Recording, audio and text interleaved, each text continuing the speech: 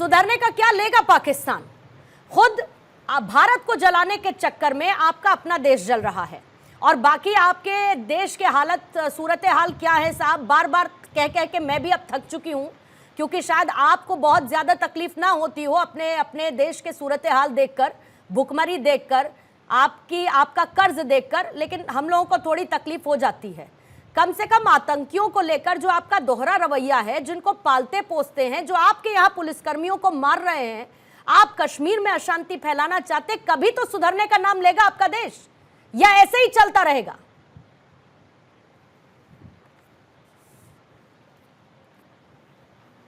Unmute करेंगे अब्रेज साहब।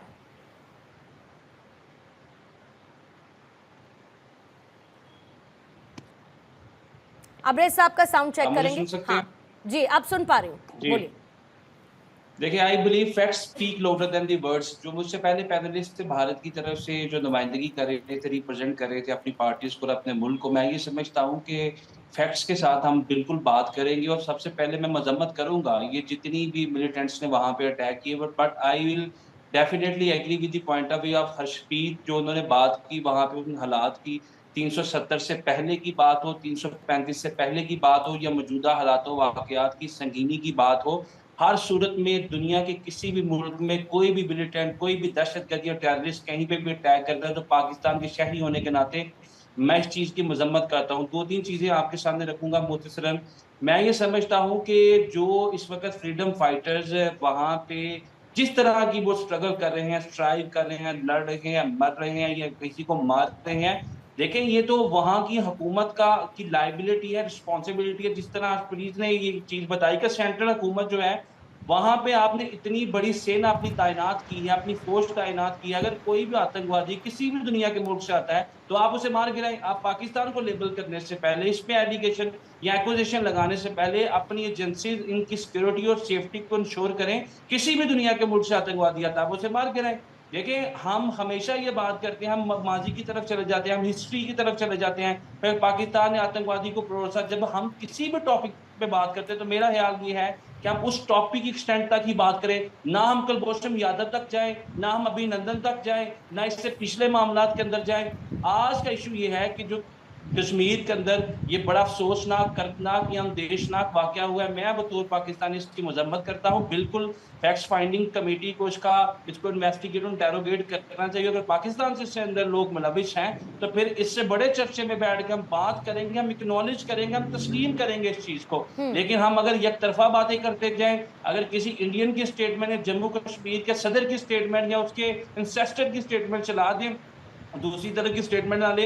हर्षप्रीत वहां पे बैठे हैं, शायद हमसे ज्यादा बेहतर सूरत हाल वहां की ये बता सकते हैं। जो इन्होंने पॉइंट्स यहाँ पे डिस्कस किए, आपकी हुकूमत की लायबिलिटी या responsibility, and I do agree with those points.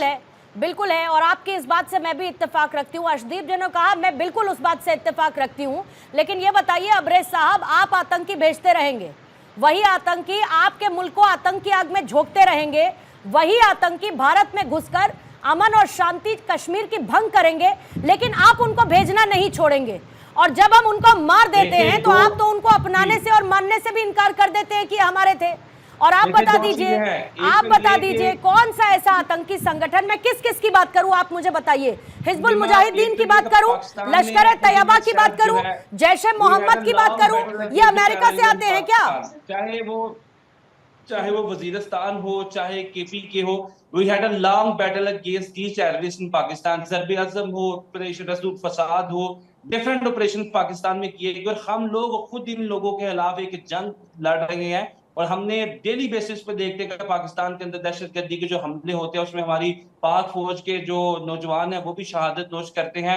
और हम इन लोगों के खिलाफ जो है मैक्सिमम कोशिश करते हैं कि इन लोगों की कमर तोड़ के रखते हैं। जहां तक इस चीज की बात है कि हम इन लोगों को भेजते हैं, इनको पालते हैं, इनको पोसते हैं, मैं बतौर पाकिस्तानी इस चीज को बिल्कुल कंट्राडिक्ट करूंगा कि नहीं, हमारा इन लोगों से कोई ताल्लुक नहीं। जिस रियासत में ये आते हैं वो रियासत चाहे इनका गला काटे, इनको मारे, इनके साथ जो ट्रीटमेंट करना है वो करें, हमारा इन लोगों के साथ किसी किस्म का कोई कंसर्न नहीं है। ये वो रियासत जाने, आपकी सेंट्रल हुकूमत जाने या ठीक स्टेट है। की अगर इंडिपेंडेंट वहां पे गवर्नमेंट है, वो इनका जिस तरीके से ट्रीटमेंट करना चाहे ठीक है, यानी कि अपने देश में, अपने मुल्क में आप इनको ट्रीट नहीं कर पा रहे और जब ये यहाँ पर घुसे तो हम इनका ट्रीटमेंट करें।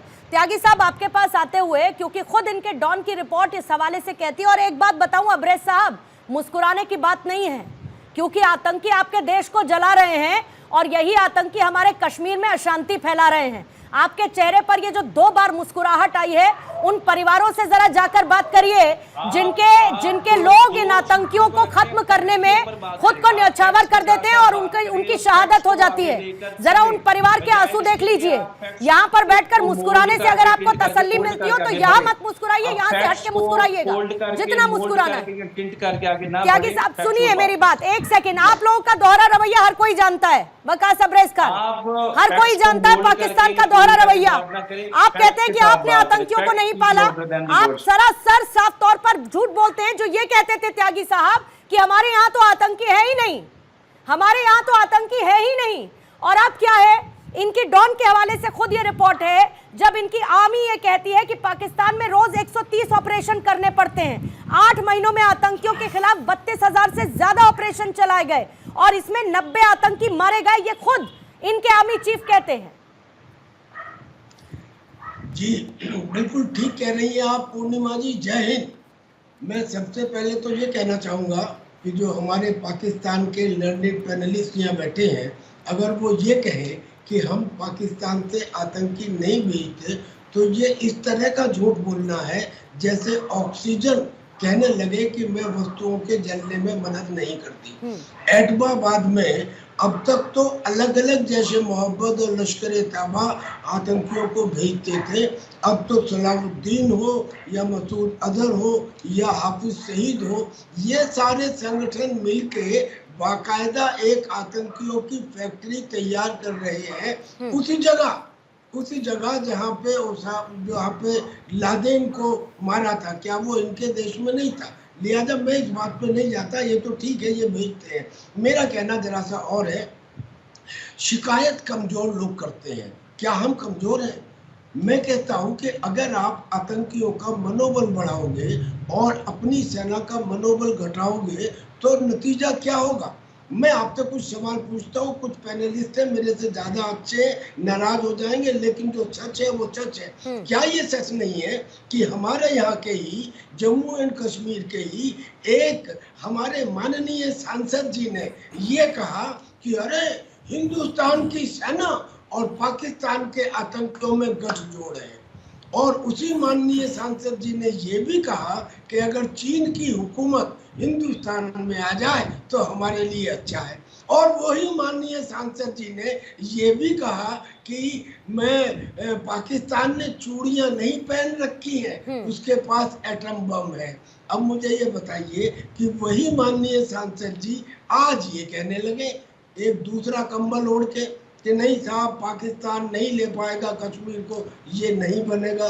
सर मैं ये कहता हूँ कि हिंदुस्तान ने आज तक जितने भी प्राइम मिनिस्टर हुए, हर प्राइम मिनिस्टर ने पाकिस्तान की तरफ दोस्ती का हाथ बढ़ाया। पंडित जवाहरलाल नेहरू ने इंडस वाटर ट्रीटी में पाकिस्तान को उसके हक से ज्यादा पानी दिया। लाल बहादुर शास्त्री ने 65 का युद्ध जीतने के बाद भी हाजी पीर को वापस कर दिया। इंदिरा गांधी ने 93,000 सिपाहियों को वापस कर दिया।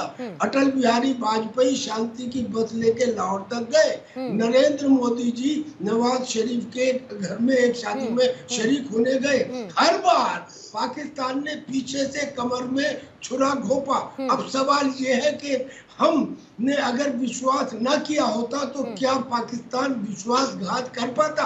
यानी कि हमारी गलती, अगर एक दफा गलती हो तो उसे माना जाता है, अगर बार बार गलती हो और फिर हम ये कहते रहे पाकिस्तान कायराना हरकत कर रहा है, पाकिस्तान गलत है, बुरा है, अरे ये कहने की बजाय अपने यहाँ चेंज करो। अगर ये बात आज ही हुई होती तो मानते, क्योंकि लगातार हो रही है, इसका मतलब ये समझने में कोई रॉकेट साइंस नहीं है कि हमें इन नीतियों में कुछ बदलाव करना है। क्या बदलाव है? जब आप दोबारा पूछेंगे बताओ।